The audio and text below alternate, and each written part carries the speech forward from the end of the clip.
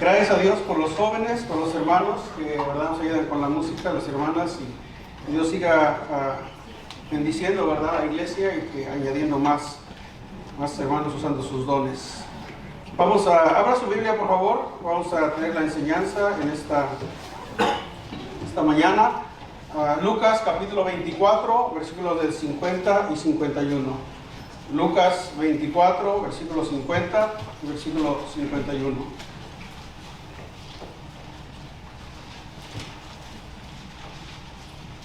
Quiero hablar, hermanos, acerca del tema la ascensión y sacerdocio de Cristo. Lucas 24, versículo 50 y versículo 51. Cuando lo encuentre, vamos a leer estos dos versículos juntos y luego vamos a orar y tendremos la enseñanza en esta mañana. ¿Listos? Dice la palabra de Dios: y los sacó fuera hasta Betania, y alzando sus manos los bendijo. Y aconteció que, bendiciéndolos, se separó de ellos y fue llevado arriba al cielo. Una vez más, los dos versículos. Y los sacó fuera hasta Betania, y alzando sus manos los bendijo. Y aconteció que, bendiciéndolos, se separó de ellos y fue llevado arriba al cielo. Vamos a orar. Señor, le damos gracias en esta mañana una vez más por lo bueno que usted es con nosotros. Gracias por darnos el privilegio de poder servirle, poder, Señor, cantarle a su honra y su gloria. Y sobre todo, Señor, gracias por ser nuestro Dios. Te amamos. Ayúdanos, Señor, a honrarle, a vivir vidas que le traigan honra y gloria a su nombre, Señor. Gracias por su palabra, que es nuestro alimento espiritual. Y gracias por cada familia también, Señor, por nuestra iglesia. Le pido que bendiga la enseñanza en esta mañana, que todo lo que yo hable sea conforme a su palabra y para la edificación de su iglesia.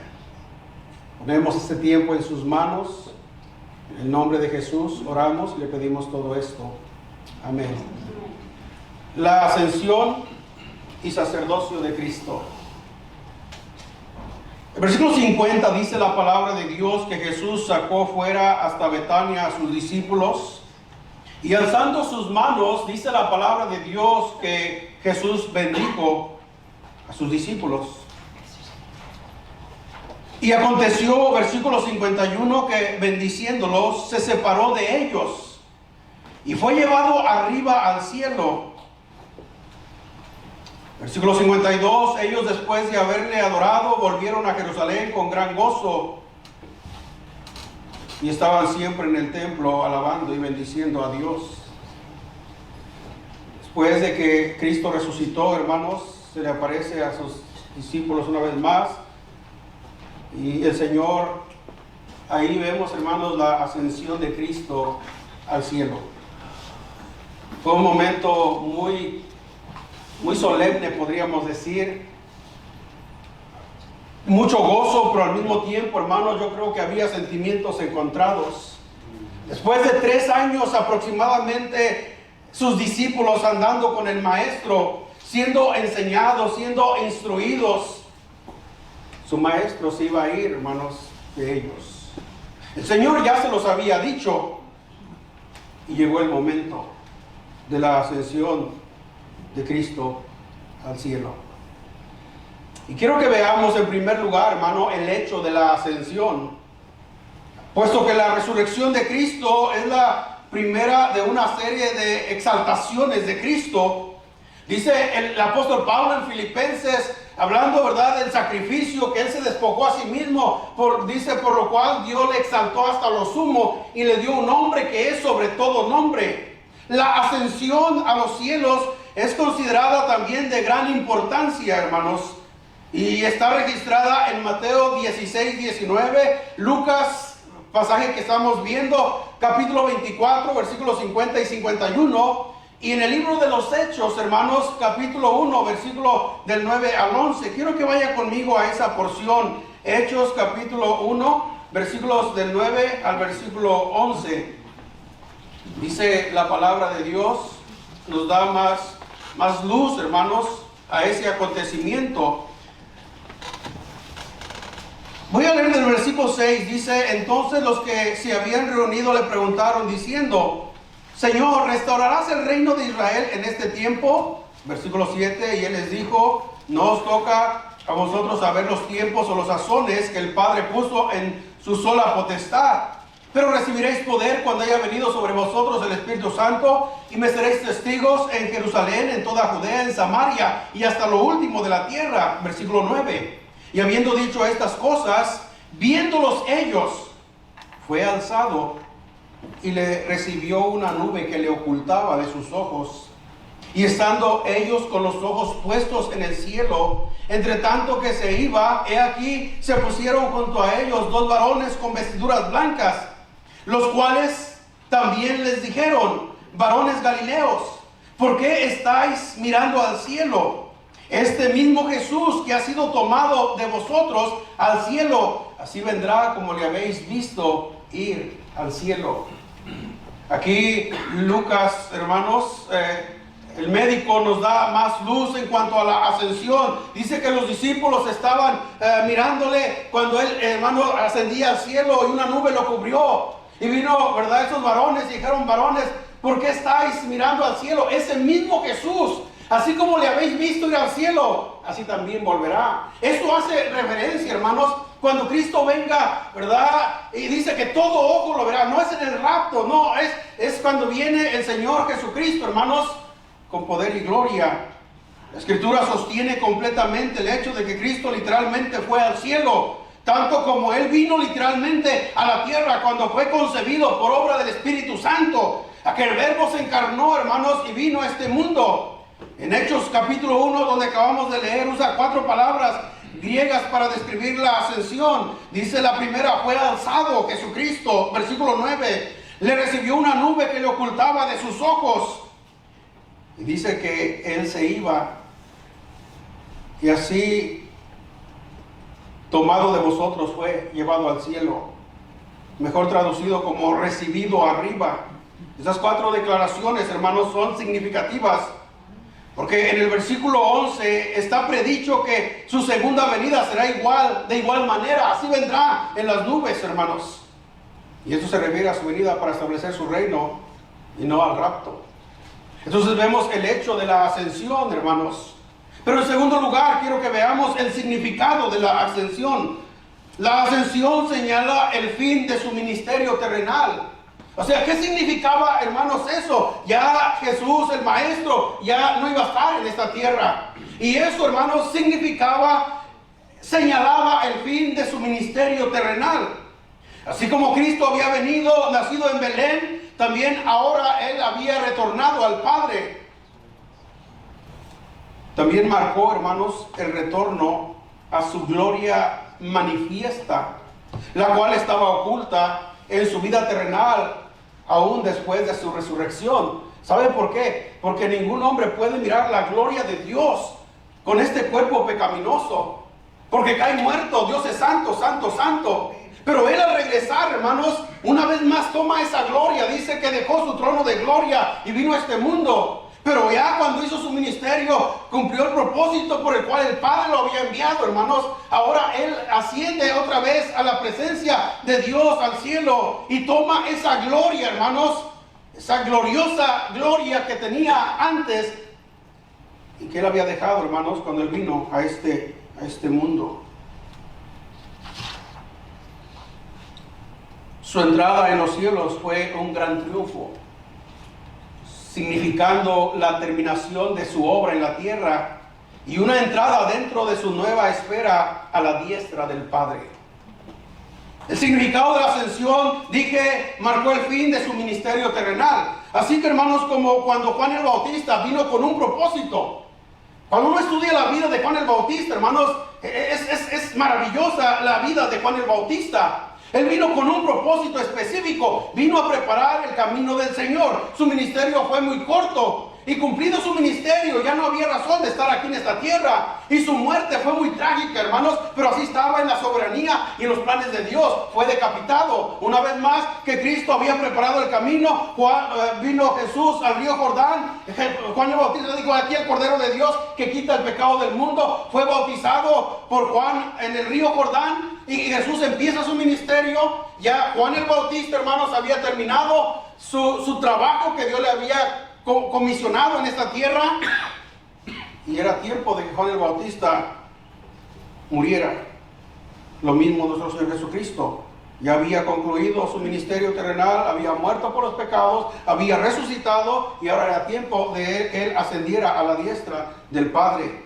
La posición de Cristo en los cielos es de señorío universal, mientras espera su último triunfo y su segunda venida. Se presenta frecuentemente a Cristo a la diestra del Padre. Miren el Salmo 110, versículo 1, dice la palabra de Dios de esta manera. Salmo 110, versículo 1. Jehová dijo a mi Señor: siéntate a mi diestra, hasta que ponga a tus enemigos por estrado de tus pies. Una vez más, Jehová dijo a mi Señor: siéntate a mi diestra, hasta que ponga a tus enemigos por estrado de tus pies. El trono, hermanos, escuche, el trono que Cristo ocupa en los cielos es el trono del Padre. Que Jesús dijo: yo y el Padre uno somos. Su posición presente es de honor, autoridad y manteniéndose siempre como cabeza de la iglesia. Entonces, en segundo lugar, el significado de su ascensión, hermanos. En tercer lugar, veamos la obra presente de Cristo en los cielos. ¿Qué está haciendo el Señor ahora, hermano, en los cielos? La obra presente de Cristo en los cielos. Cristo como nuestro sumo sacerdote en relación a la iglesia, representando a la iglesia ante el trono de Dios. En el libro de Hebreos capítulo 4, versículo 14 al 16, nos dice la palabra de Dios, hermanos, tenemos un gran sumo sacerdote. Hebreos capítulo 4, versículos 14 al 16. ¿Lo tiene? Por tanto, teniendo un gran sumo sacerdote que traspasó los cielos, Jesús, el Hijo de Dios.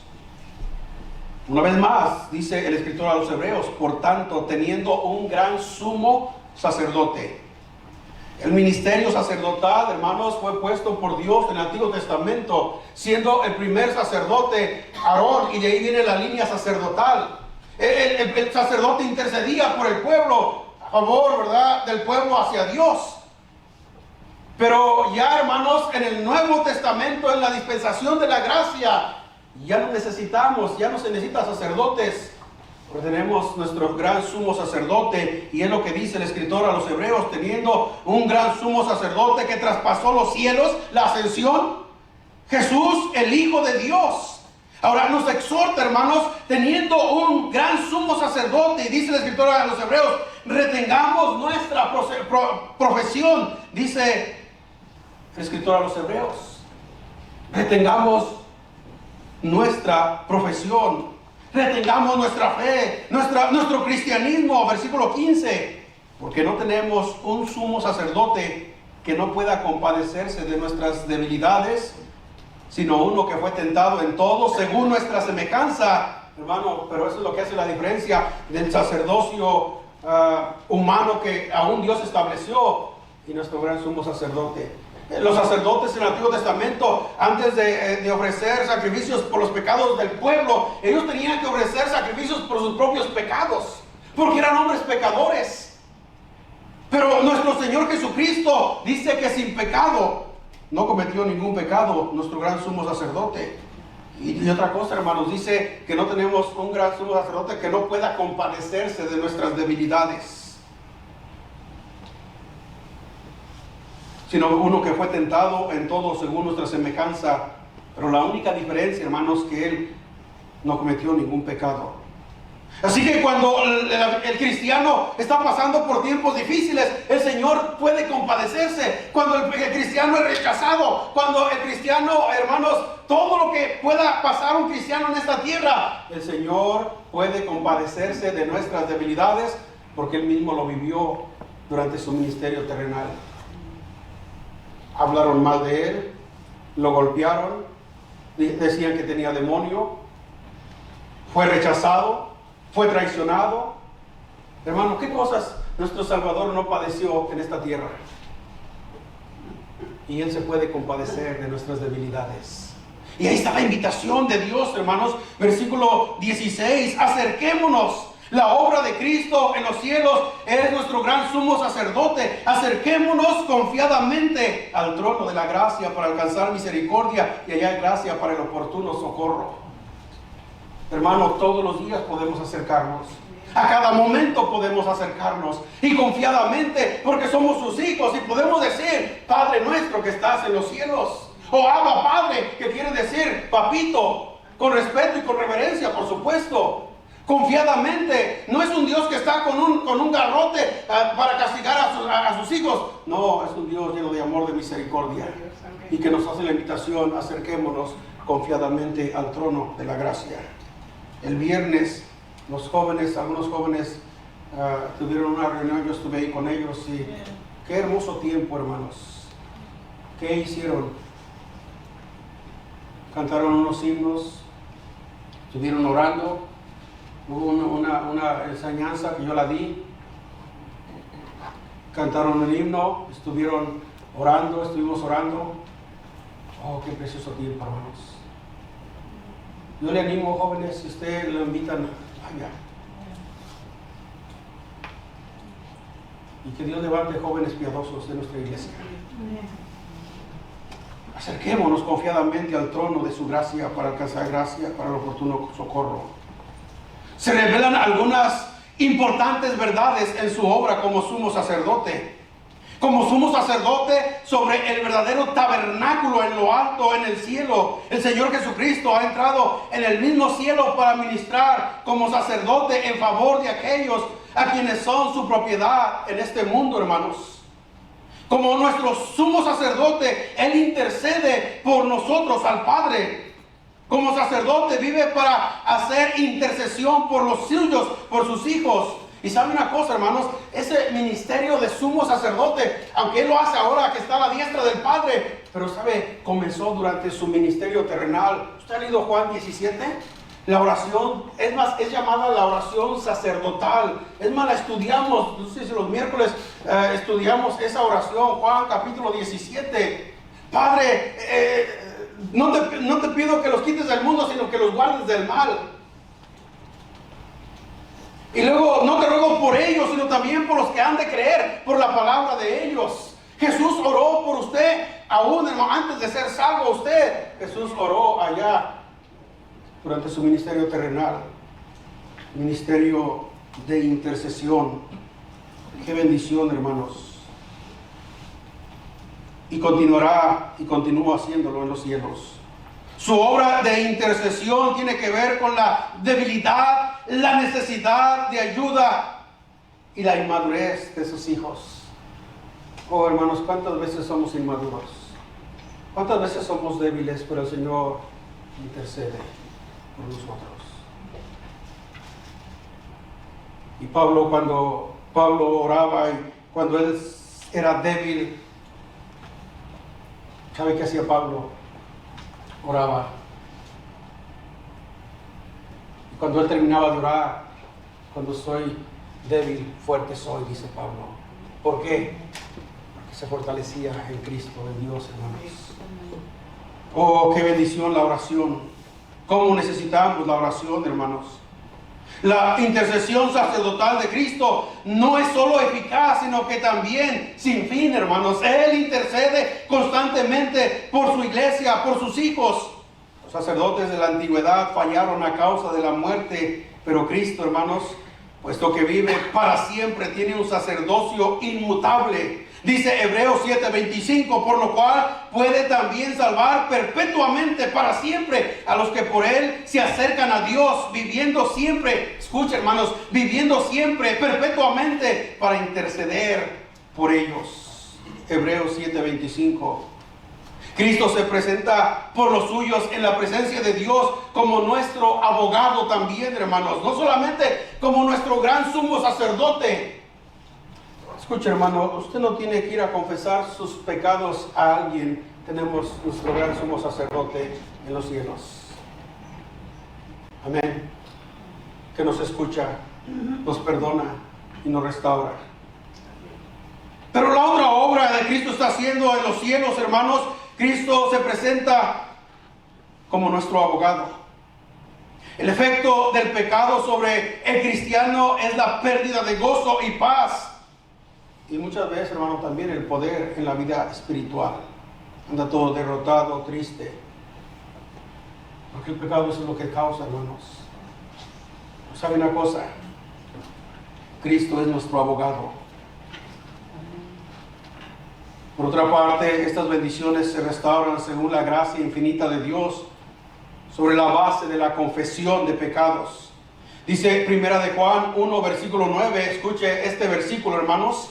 Primera de Juan 1:9, si confesamos nuestros pecados, sí, hay perdón en Cristo, hay restauración, Cristo intercede por nosotros, Cristo es nuestro abogado, pero hermano, siempre y cuando nosotros vayamos a Dios y confesemos nuestro pecado, si confesamos nuestros pecados, Él es fiel y justo para perdonar nuestros pecados y limpiarnos de toda maldad.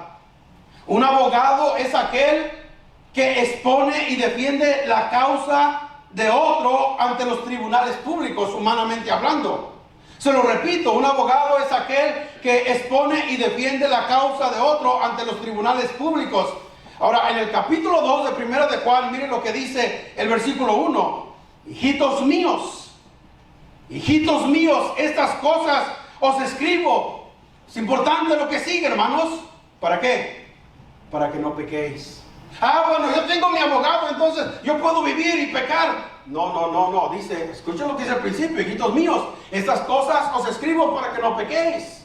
Es lo que el apóstol Pablo estaba hablando acerca, hermanos, de la justificación. Bueno, justificados somos salvos por la gracia de Dios. Sí, así enseña la Biblia.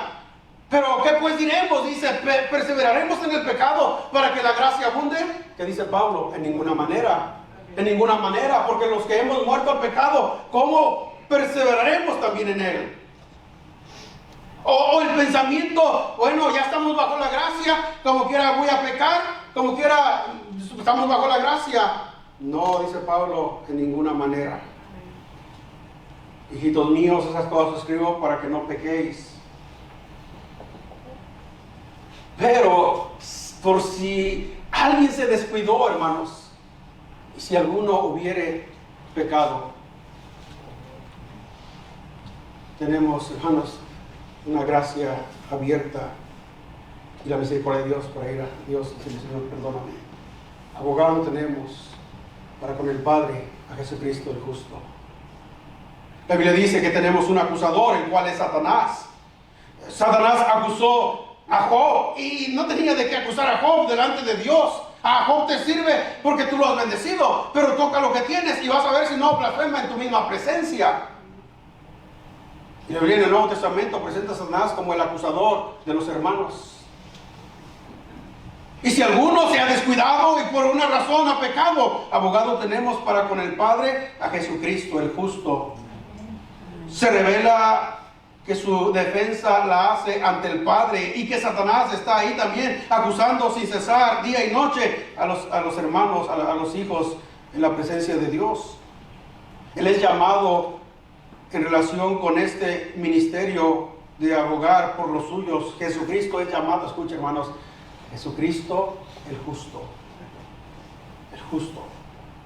Él defiende a los hijos de Dios a base de la sangre que fue derramada en la cruz. Esto hace posible porque Cristo, a través de su muerte, hermanos, llegó a ser la propiciación para nuestros pecados. Dice en el versículo 1 de Juan 2:2. ¿Qué dice el versículo 2? Y Él es la propiciación por nuestros pecados. Y no solamente por los nuestros, sino también por los de todo el mundo. ¿En base de qué? En base al sacrificio que Él hizo en la cruz del Calvario. No, hermanos, tenemos un abogado que nos defiende.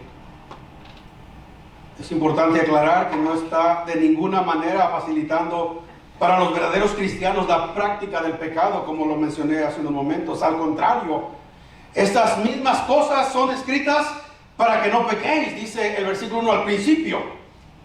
Puede decirse en conclusión que Cristo cumple su ministerio de intercesor y abogado para la eternidad, seguridad de aquellos que ya son salvos, que han puesto su fe en Jesucristo.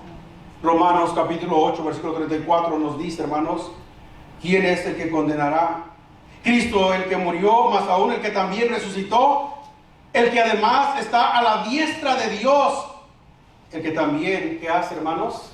Nuestro abogado, nuestro gran sumo sacerdote, intercede por nosotros. Hay una historia, hermanos, en el Antiguo Testamento donde estaba Josué, un sacerdote, y estaba en la presencia de Dios acusando que era pecador. El Señor lo limpia, lo purifica y lo justifica. Nuestro gran sumo sacerdote y nuestro abogado, hermanos. La obra de Cristo presente en los cielos. Pero en cuarto lugar, hermanos, la obra presente de Cristo sobre la tierra. ¿Qué hace el Señor, hermanos? La obra presente de Cristo sobre la tierra.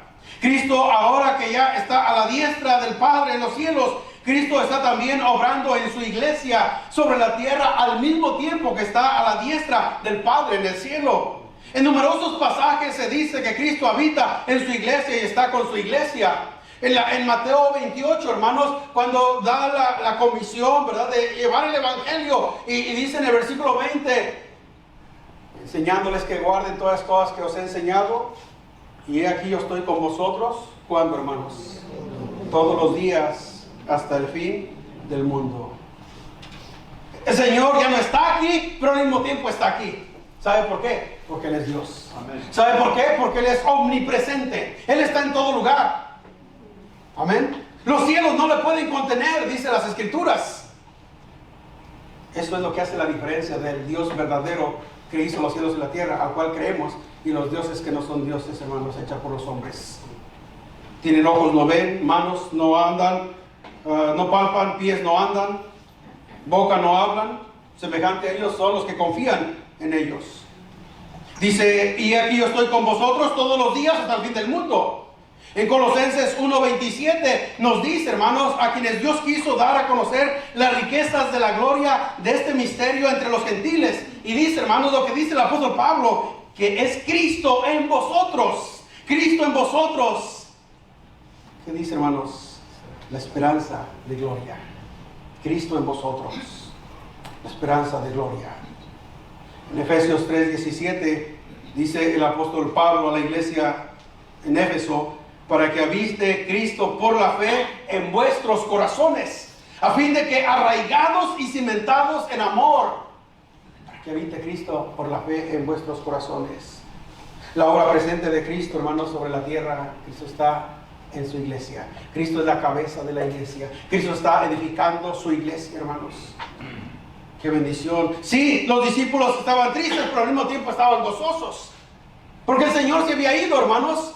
Ahora, hay otra cosa, que era necesario que Él se fuera, porque si Él no se iba, Él le dijo a sus discípulos, pero si yo me fuere, yo enviaré al Consolador, el cual estará con vosotros, estará en vosotros, hablando del Espíritu Santo.